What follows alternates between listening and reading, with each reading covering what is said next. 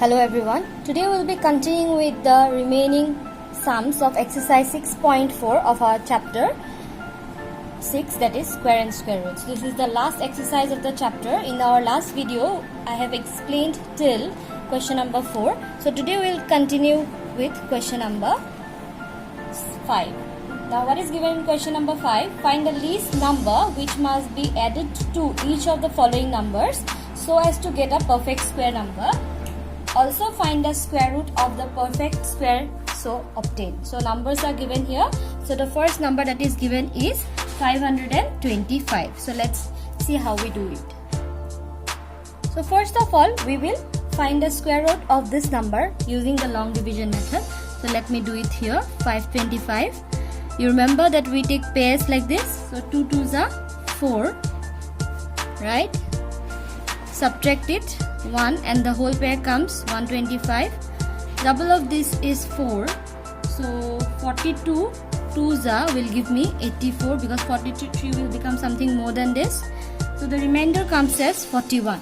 Now you can see it's not a perfect square number. So here the square root of 525 gives 41 as the remainder. Okay. So what does it shows? It shows that this particular number, that 525, is greater than this but less than the next square number. Okay. So that is the next perfect square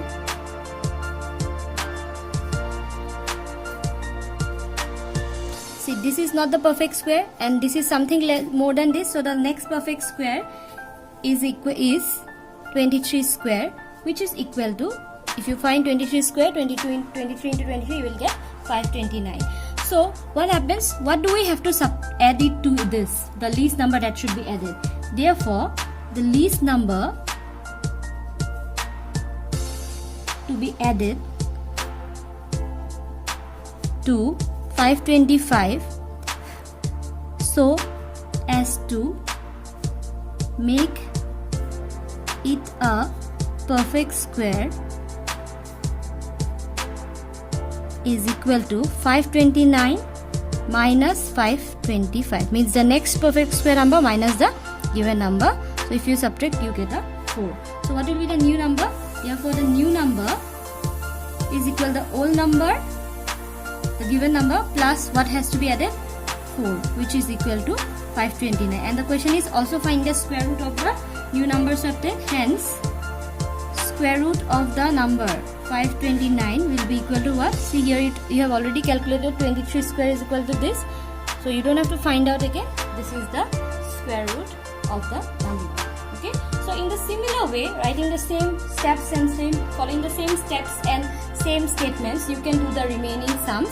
That is, you have similar type of sums, only the numbers are different. You have to do the same procedure. So you will try as homework question number 2 to 5. Okay. So this of question number 5 will be your homework. So you will try it in your class. Now let us move on to the next question, that is question number 6.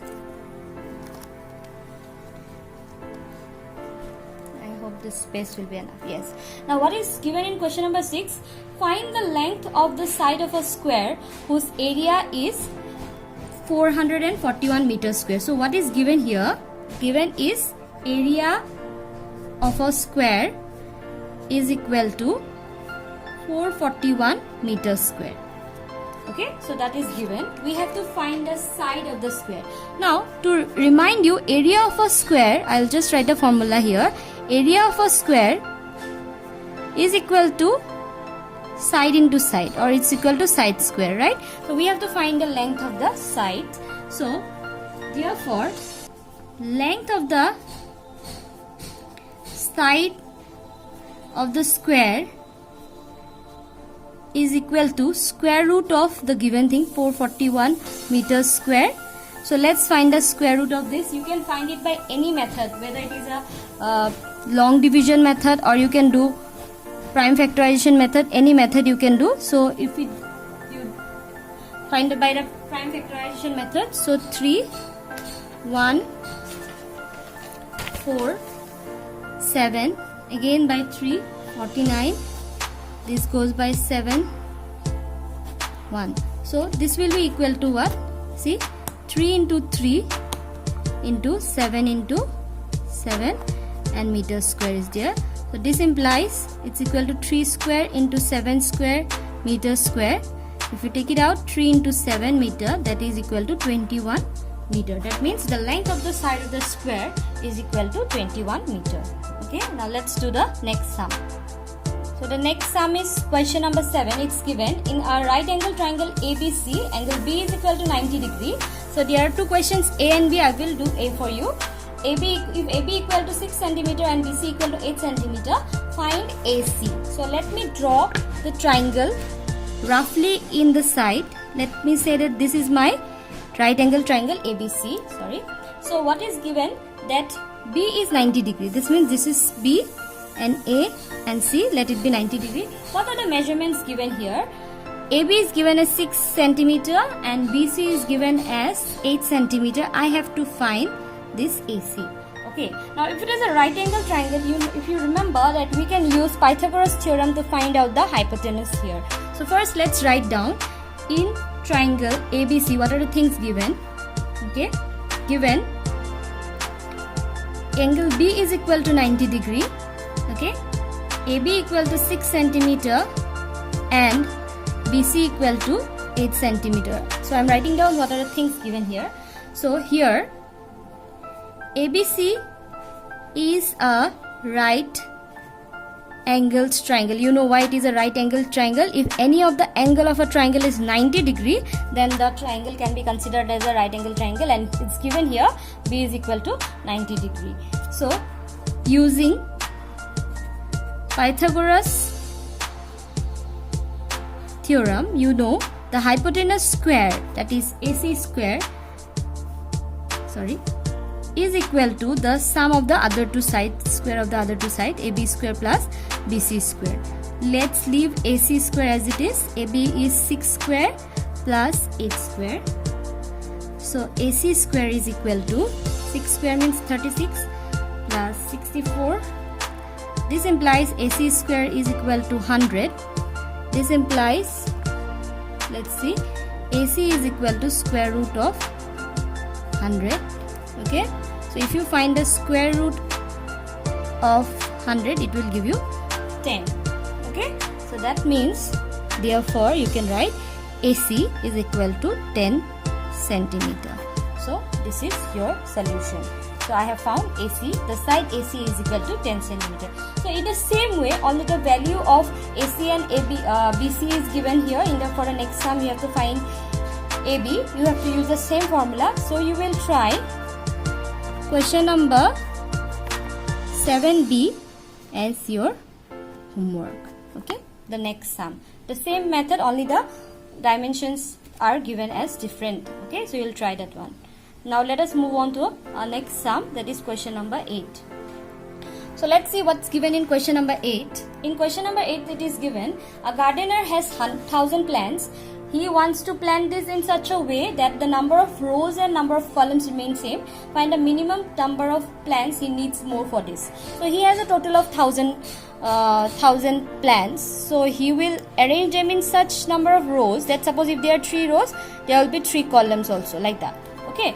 So, or if there are 2 rows, then there will be 2 columns. That number of rows and columns has to be equal. So if he has 1,000 plants, 1,000 plants, number of plants, and how many more plants will he need so that the number of rows and columns remain equal. So here it is given total number of plants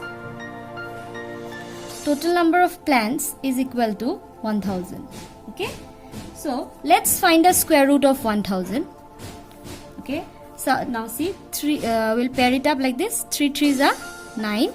When you subtract and you bring this one, this double of 3 is 6, 61 1s are 61, and the remainder comes as 39.